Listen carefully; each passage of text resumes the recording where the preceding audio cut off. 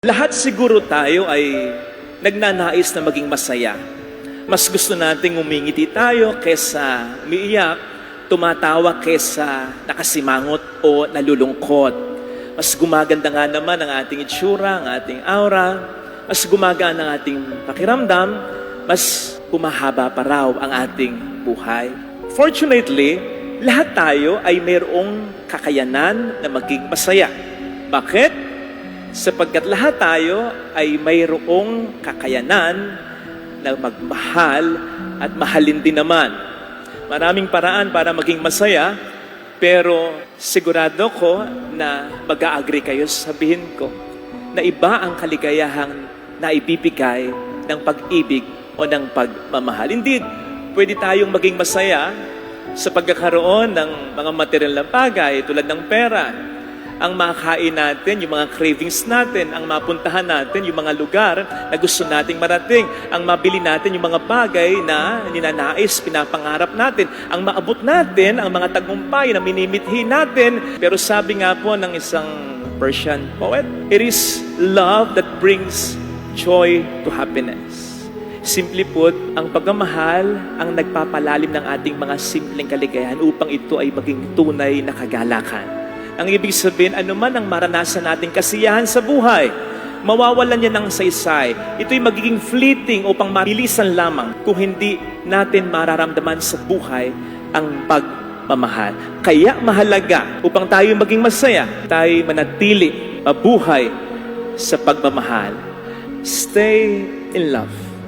Madali kasing umibig pero mahirap manatili sa pag-ibig. Sapagkat yung pag-ibig, initially, madalas yan ay bugso lamang ng damdamin na hindi mo pa nakikilala ang iyong iniibig. Until time passes by, you gradually realize na you fell in love with a person na hindi perpekto. Maraming kulang, maraming kapintasan. Pero sa kabila nito, kung pipiliin mo pa rin siyang mahalin at manatili sa inyong pag-iibigan, yun ang tunay at yun ang mas magiging matibay na pagmamahal. So yung to fall in love, it's more of a feeling. Pero yung to stay in love, it's more of a choice.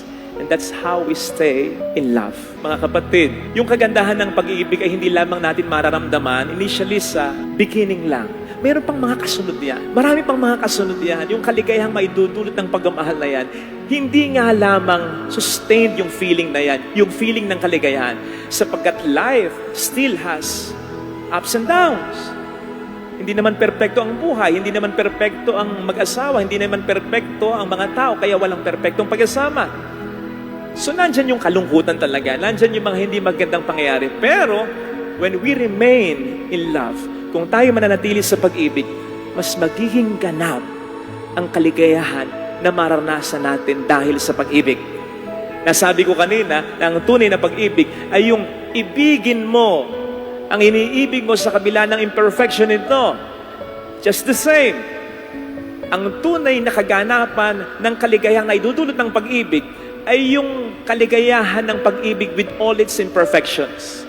Yes, masaya yung pagmamahal na everything is fine, walang nagiging problema. Pero wala namang ganun in the first place. And besides, ang mas magandang paramdam o pakiramdam sa pagmamahal ay yung marami na ring problemang naranasan, pero despite all that, ay nanatili pa ring nagmamahalan. Iba yung saya na dulot ng pagmamahal na alam mong tagana sa panahon sapagkat nakaranas na ng mga paghihirap at pagdurusa. Sapagkat yun ay pag-ibig na tunay talaga. Kaya nga kahapon, at kahit sa ibang mga okasyon ng kasal, sa palagay ko, you will agree with me, kung sasabihin ko na ang pinaka-touching na mga messages ay hindi naman talaga yung messages ng mag-asawa sa isa't isa.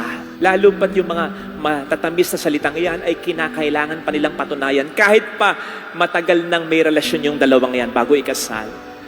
Iba kasi yung hirap kapag nagsasama na Iba kasi yung hirap pag mag-asawa na Iba yung hirap ng mag-boyfriend-girlfriend pa lang kayo. At iba yung hirap nung nagsasama na talaga kayo at nakabukod na sa pamilya ninyo. Kaya kahit matagal lang nagsama, ibig sabihin, matagal lang mag-boyfriend-girlfriend yung kinasal ko, yung mga matatamis na salitang kanilang binitawan out of their love for each other, kailangan pa nilang patunayan. So hindi pa yan yung exciting part.